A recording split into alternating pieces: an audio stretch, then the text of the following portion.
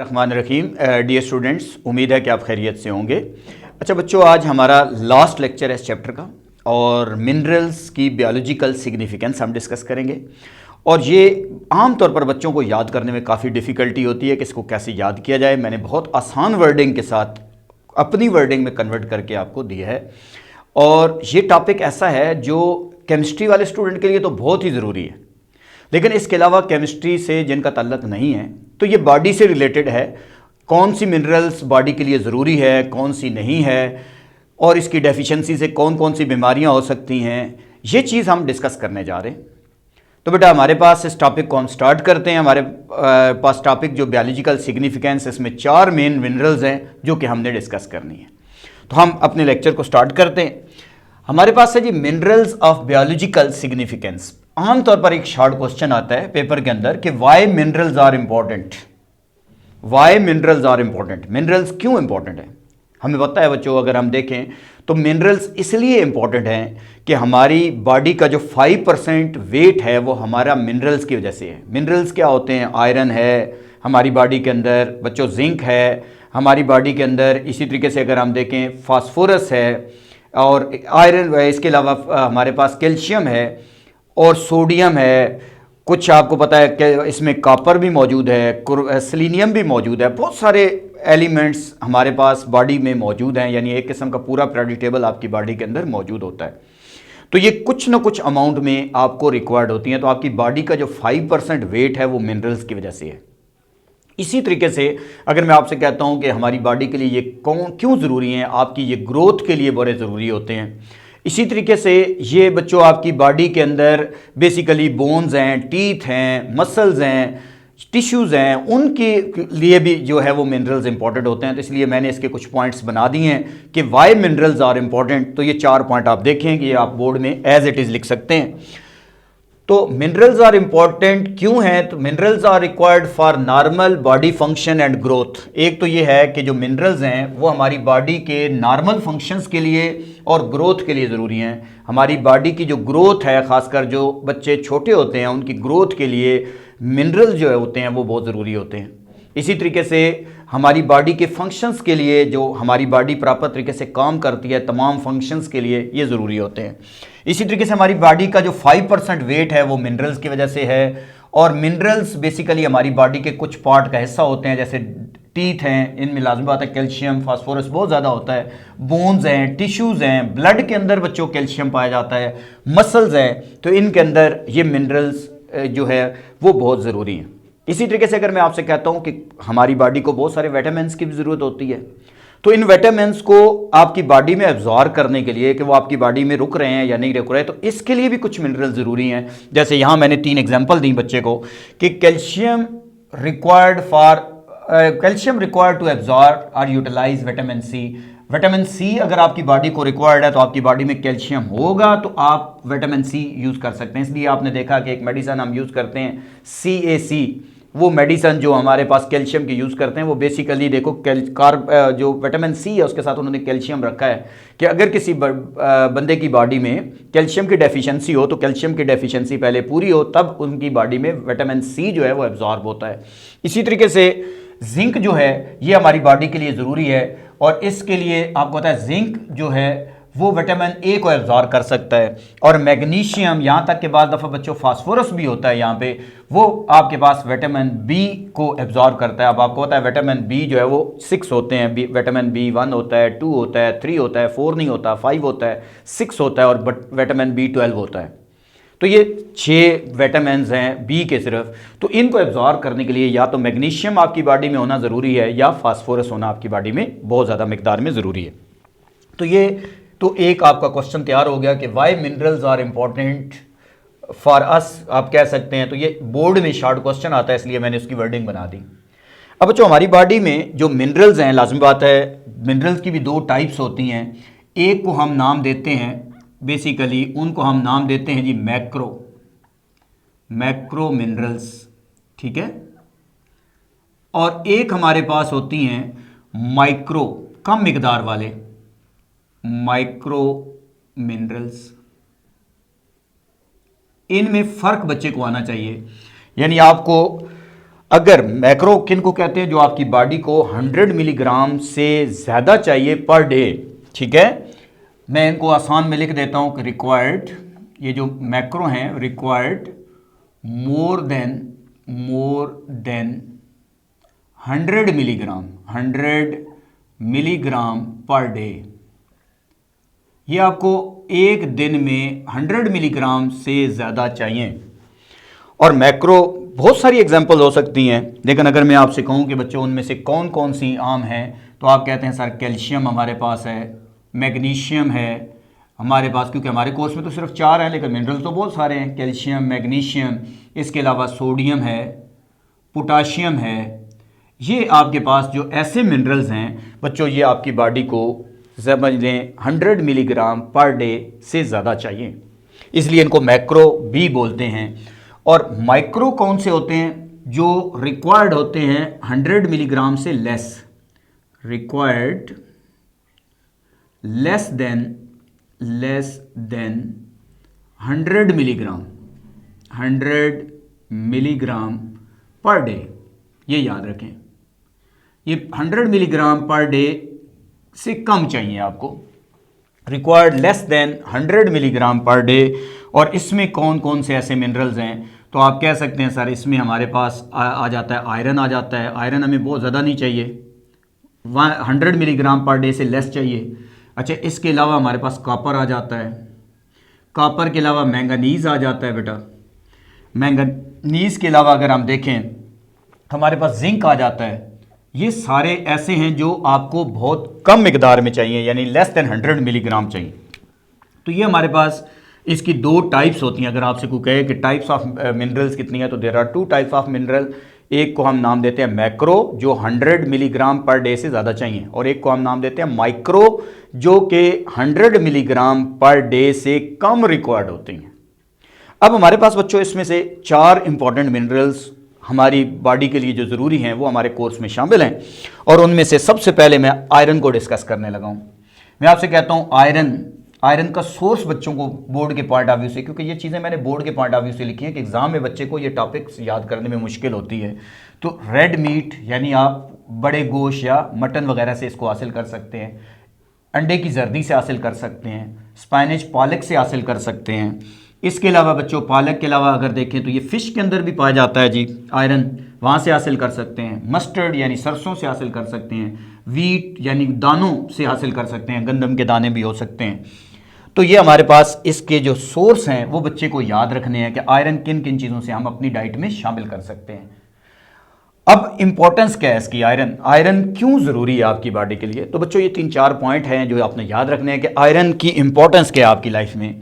अगर इसकी डेफिशिएंसी हो जाए तो बच्चों आपको अनीमिया हो सकता है, यानी अनीमिया का मतलब ये होता है कि ब्लड की कमी हो जाना बॉडी में। तो एक तो आयरन इसलिए ज़रूरी है कि ये ब्लड की कमी के लिए आपको पता है, नहीं तो इसकी वजह से हमें एक बीमारी होती है जिसको हम कहते हैं अनीमिया। अनीमिया डिसऑर्डर का मतलब होता है खून की अंदर कमी। आपको कब्ज़ हो सकती है, कंस्टिपेशन हो सकती है, आपकी स्किन जो है वो येलो हो सकती है, आपको वीकनेस हो सकती है, आपको फटीग यानी थकावट बहुत ज़्यादा होगी, चलेंगे तो आपको फील होगा कि आपको बहुत ज़्यादा थकावट हो रही है, तो वीकनेस वगैरह, ये सारी आयरन की डेफिशिएंसी की इलामात हैं। अब बच्चों एक और चीज़ याद रखनी है कि हमारे लिए जो मिनरल आयरन है ये इसलिए भी ज़रूरी है कि ये रेड ब्लड सेल जो हमारे पास है उसकी प्रोडक्शन में एक अहम रोल अदा करता है। रेड ब्लड सेल जो है ये आपको पता है हमारे ब्लड के अंदर मौजूद हैं। ये हीमोग्लोबिन जो हमारे पास है वो बॉडी के तमाम हिस्सों तक ऑक्सीजन पहुंचाता है। अगर हमारी बॉडी में रेड ब्लड सेल की डेफिशिएंसी होगी तो हमारी बॉडी के तमाम हिस्सों तक ऑक्सीजन प्रॉपर नहीं पहुंचेगा, जिससे हमें प्रॉब्लम होगी सांस लेने में। तो एक तो रेड ब्लड सेल जो हैं उनकी प्रोडक्शन के लिए भी ज़रूरी है। इसी तरीके से आपके इम्यून सिस्टम के अंदर अहम रोल अदा करता है आयरन। आपका इम्यून सिस्टम स्ट्रांग हो जाएगा अगर आपको आयरन जो है वो आपकी बॉडी के अंदर मौजूद होगा।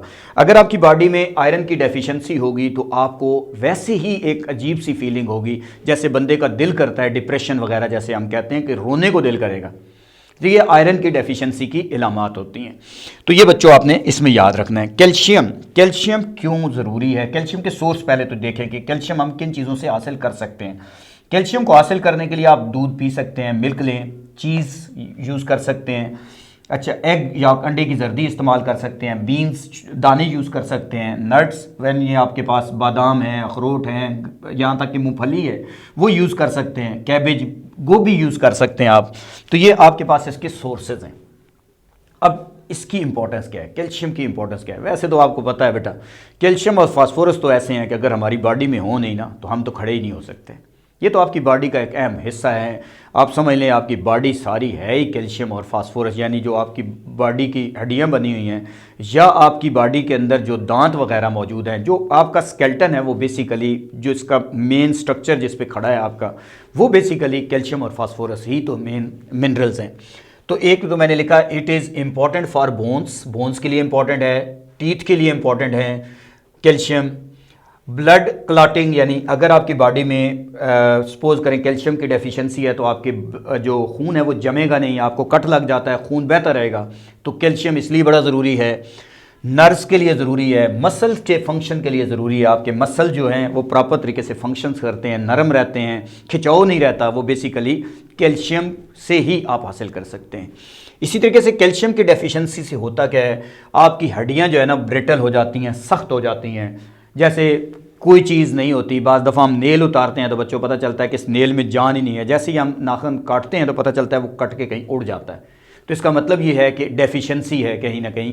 तो ये बेसिकली ब्रिटल, यानी हड्डियां सख्त हो सकती हैं, हड्डियां इससे सॉफ्ट हो सकती हैं, पुअर ग्रोथ हो सकती है, यानी आपकी ग्रोथ रुक सकती है, बच्चों के कद जो है वो छोटे रह जाते हैं कैल्शियम की डेफिशिएंसी की वजह से। ऑस्टियोप्रोसिस हो सकता है, यानी आपकी हड्डियों का भुरभुरापन हो जाना, हड्डियां नरम पड़ के, यानी ऐसे पता चलना भुरभुरी सी हो जाती हैं। ये मुख्तलिफ बीमारियां आपको बेसिकली कैल्शियम के डेफिशिएंसी से होती हैं।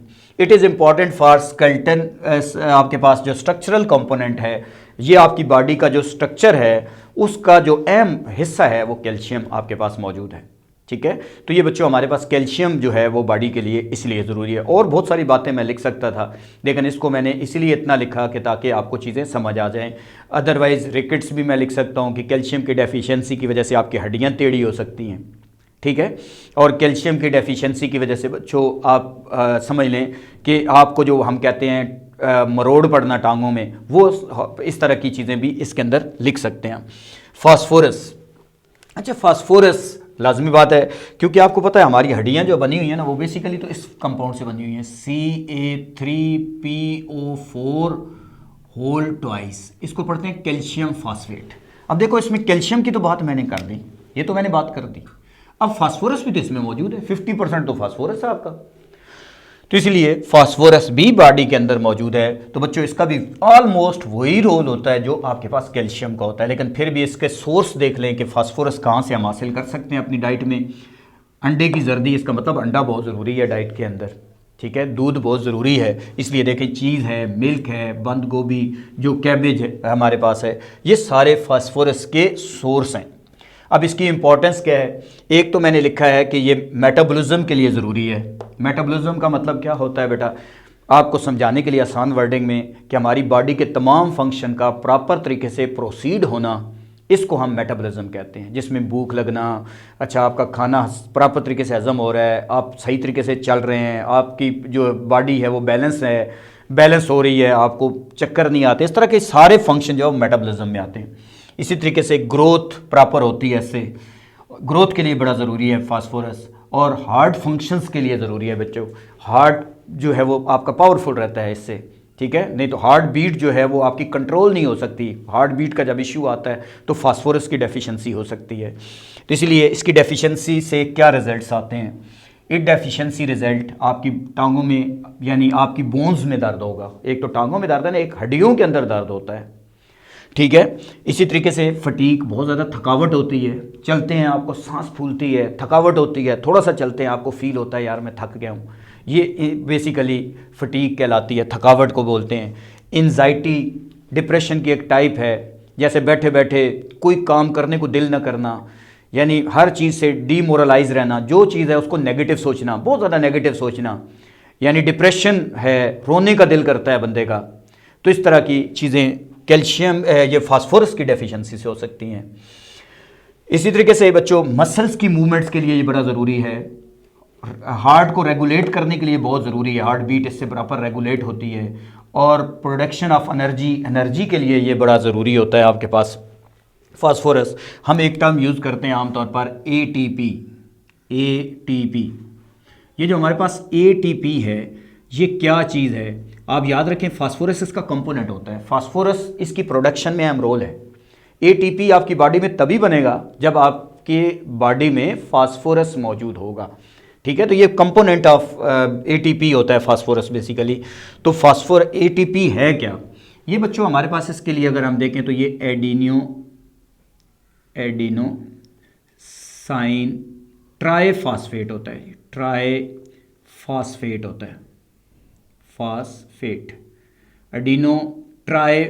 Adenosine triphosphate. ये बेसिकली हमारी बॉडी के अंदर जो प्रॉपर तरीके से एनर्जी प्रोड्यूस करता है, जिससे हम बॉडी को मोटिवेटेड रखते हैं, वो बेसिकली एक कंपोनेंट है एटीपी। अब मैं आपसे कहता हूँ जिंक आमतौर पर लफ्ज़ सुनते हैं जिंक ज़िंदगी है, लिखा होता है मेडिकल स्टोर के बाहर भी। बच्चों ये जिंक के सोर्स हमें पता होने चाहिए कि जिंक का सोर्स क्या क्या है। तो जिंक के सोर्स, एक तो आप गोश्त से इसको हासिल कर सकते हैं, रेड मीट से हासिल कर सकते हैं, चिकन से हासिल कर सकते हैं, बीन से हासिल कर सकते हैं, नट्स में हर तरह की चीज़ आ जाती है बच्चों, यहाँ तक कि काजू वगैरह भी इसमें शामिल हो सकते हैं, इसमें मूंगफली वगैरह भी शामिल हो सकती है, बादाम भी शामिल हो सकते हैं, और डेयरी प्रोडक्ट्स और सी फूड्स, फिश वगैरह सारी इसके अंदर शामिल होती हैं। जिंक आप इनसे हासिल कर सकते हैं।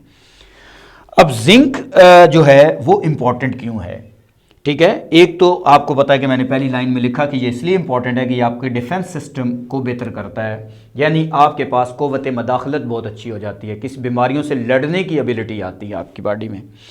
एंजाइम